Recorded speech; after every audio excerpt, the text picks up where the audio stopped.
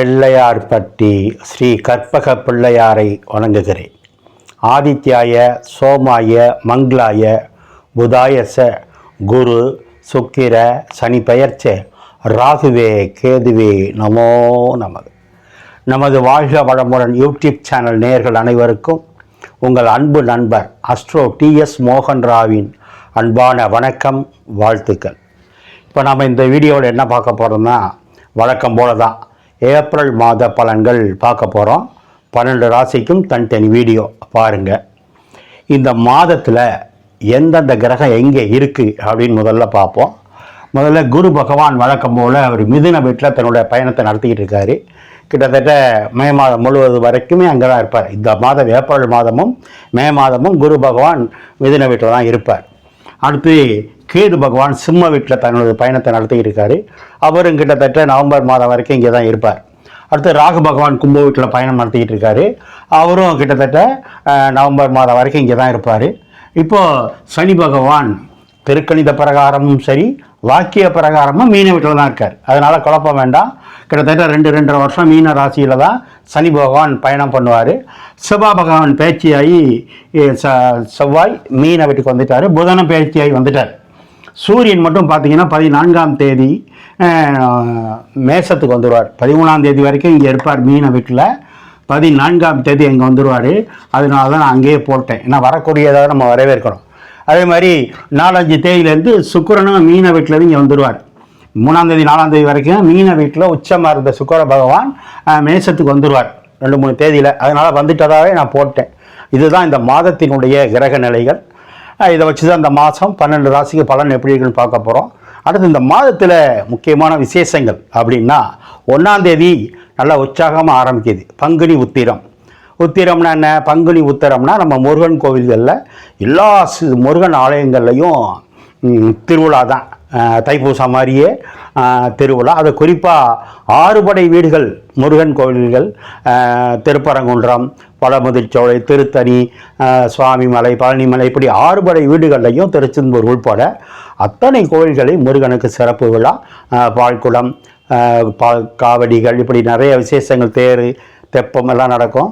நாமளும் கலந்துக்குவோம். அந்த விழா கொண்டாடக்கூடிய அனைத்து தரப்பு மக்களுக்கும் அந்த முருகன் அருள் எல்லாருக்கும் கிடைக்கணும்னு வேண்டிக்கிறேன். அடுத்து 14ஆம் தேதி தமிழ் வருட பிறப்பு.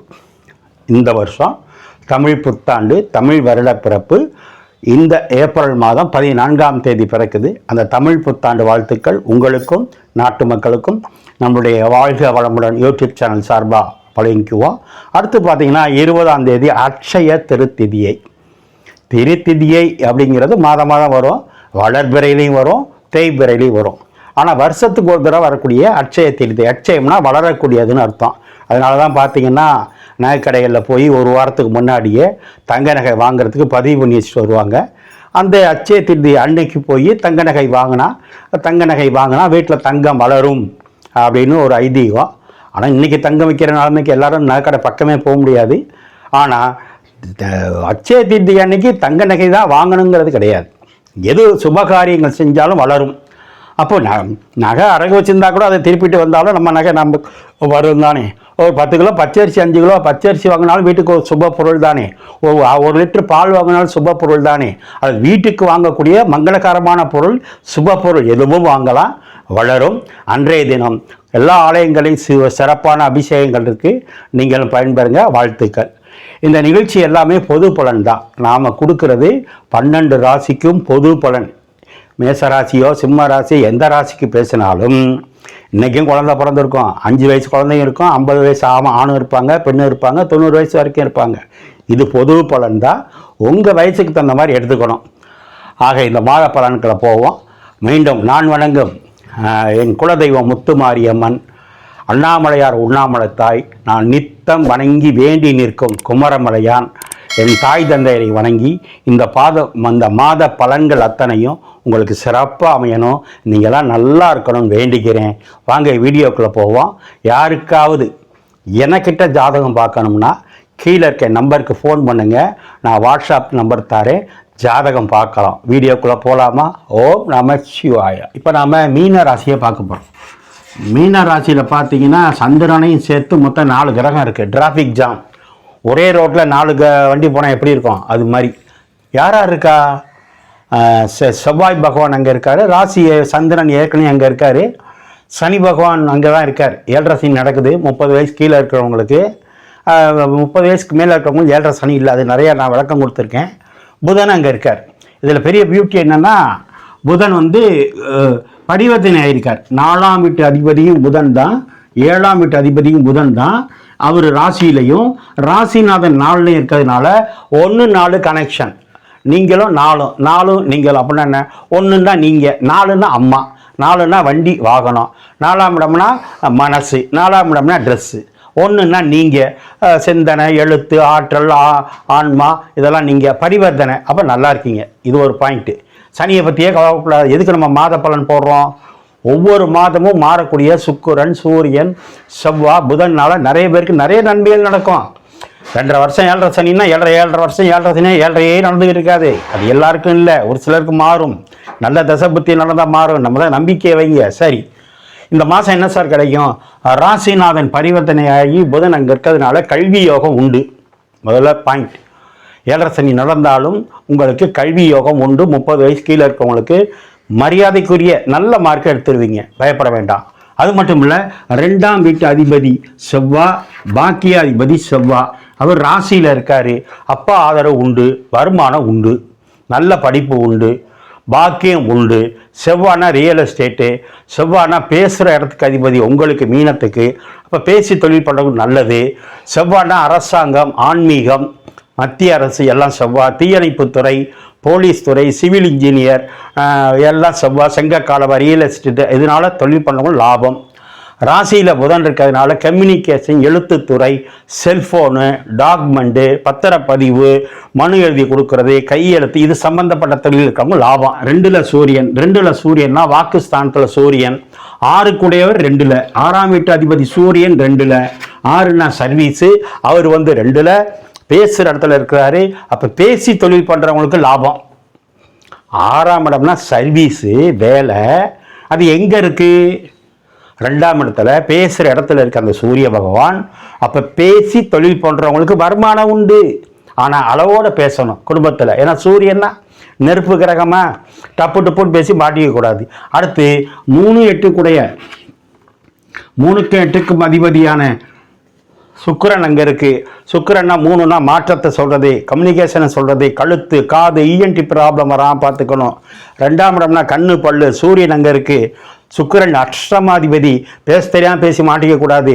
ஏட்டிக்குப்படியே பல்லில் ஏதாவது கொடுத்து கண்ணுக்கோ பல்லுக்கோ மருத்துவ செலவு வந்துடும். ஏன்னா 8ஆம் வீட்டு அதிபதியும் 3ஆம் வீட்டு அதிபதியும் 6ஆம் வீட்டு அதிபதியும் 3, 6, 8 ஒன்று சேர்ந்து 2ஆம் இடத்துல இருக்கிறதுனால கண்ணு பல்லுல கவனம் கவனம் கவனம். ஆனால் 3, 6, 8 சேரும்போது விபரீத ராஜயோகம் உண்டு. அதில் மாற்று கருத்து கிடையாது.